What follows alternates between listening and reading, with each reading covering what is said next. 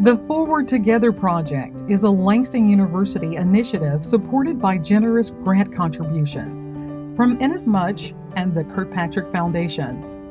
The project is a series of interviews, vignettes, and feature stories highlighting people, organizations, and events that positively impact marginalized communities. Join us as we explore the stories of those who are working timelessly to create a more inclusive and equitable society. Tune in to watch their inspiring stories and learn how you can be part of the movement to move forward together.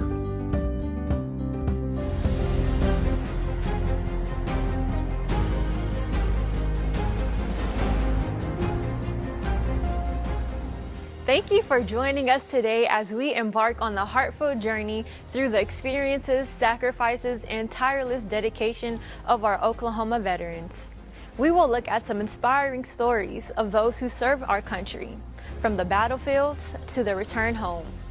We will witness the unbeatable spirit of our veterans and explore the profound impact they have had on our society. It all begins with a call to service veterans driven by a sense of duty, stepped forward to defend the values and freedoms we hold dear. June of 1946. I was one week out of high school. Wow. I was 18 years old. I know what it means to be hungry. I know what it means to be thirsty. I know what it means to be sick. I know what it means to be lonely. And I also know what it means to be scared. Some people say you can't be scared. And I tell you, I know what it means to be wet during the monsoon season. We kept on the same clothes. And actually the clothes would start to mold and mildew sometime. I was 17. My mom and dad had to sign me up because I was underage. And I came into the military to go to school and travel the world. I joined the military for two reasons. Primarily, my father served in World War II. He was a World War II veteran, and he would tell me stories when he was, when I was younger. However, we didn't really connect at that time. And so as I got older, after I joined the National Guard, the stories became more intense. I joined at a young age of 17, where my mom had to sign for me to go. I knew I was coming to Langston. I didn't have, I knew I had a scholarship, but I also wanted additional money, so I joined the National Guard. The heroes leave behind their families, homes, and familiar lives to embracing a new path filled with challenges and unknowns. The group that I was picked at, it was 12 men, and said, you're going to do this and deal in explosives, and you have to live the best way you can. In other words, they took us, we went to Von Grove Bay, which only way you could get in and out was by water, right? There was no place to eat, no place to sleep, and all they said, you have to make it on your own. My least favorite part is being apart from my family. So my husband is also retired Air Force. We have both done tours separated and had to leave our children behind. So that would be my least favorite part of being in the military. It was something that nobody else could do. It was, the C-130 has a brain on it, and you had to use a computer to diagnose it. And I mastered that, so I got sent out a lot because I knew what to do and how to deal with the problem. Some of the things that we had to experience, and I had to make sure getting the guys mentally prepared for, was that we was going to have to take somebody's life. I'll never do anything like that again. In my life. I spent almost 24 years of my life. So basically half of my life was spent in the military. And so on some of those missions, you gain what you call, a sense of purpose. And so what you do, or what most soldiers do, or retired soldiers, or, those who leave the service, we're looking for something to fulfill that. Each step, taking every decision made, carries tremendous weight as they protect their fellow comrades and innocent lives. I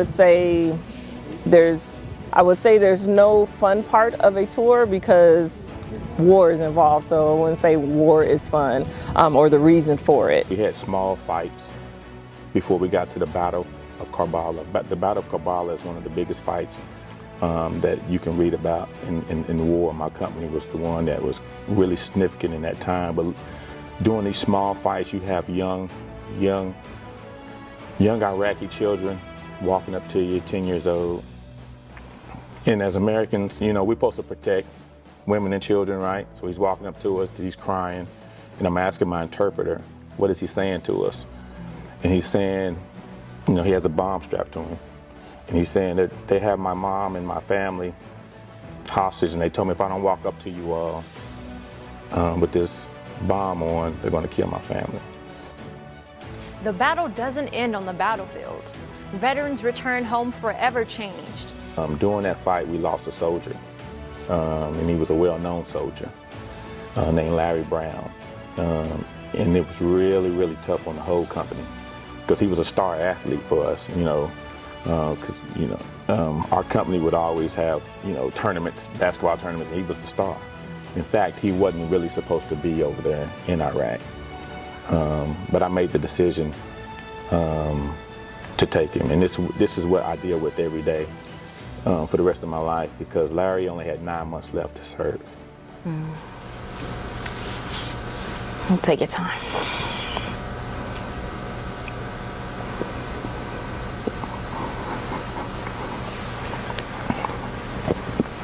Larry Brown had 9 months left. And they said, you can go or you can stay. He wanted to stay because he had just got a scholarship to go to Kansas State University, which is right down the street. He's from Jackson, Mississippi. 22-year-old, one heck of a basketball player. I mean, he could play. He got out of the Army. He was getting out of the Army in 9 months. And I made him go. And he didn't make it back. Our veterans continue to shape our world long after their service ends. The past and the present shape who we are today, and they urge us to live up to America's full promise. That is the lasting legacy of all of your service. To think that people still recognize us and feel like that we're worth somebody. We are somebody. Because, you know, you take from people came out of World War II, they didn't pay them too much attention. And the ones that came out of Korea, and I was in during that Korean War, they paid no attention to them. But the Vietnamese, when they went to Vietnam, they started kind of recognizing the people. And today, boy, it's a big time stuff. We didn't have anything like this back there when I was coming along. They become beacons of hope, inspiring others throughout their stories, resilience, and unwavering spirits. As a society, it is our duty to honor their sacrifices, support them in their journey towards healing and success. With regards to our military, the one who volunteers task forsaking him or herself doing for others. We did that by when we enlisted in the service or was drafted in the services. A commitment to serve. We serve by carrying out the duties connected with the office position you held. To be used as a place, we run the active duty to promote service and activities out this country and in each state. Perform the duties for others, to meet the needs to satisfy their requirements to those who lost their life and service for others. We remember and honor them also, for those who are yet with us. Thank you for joining us celebrating our heroes and veterans who have given us our freedom. Let us remember that their bravery and dedication should never fade away, for they are the embodiment of true heroism. Join us next time, impacting communities together.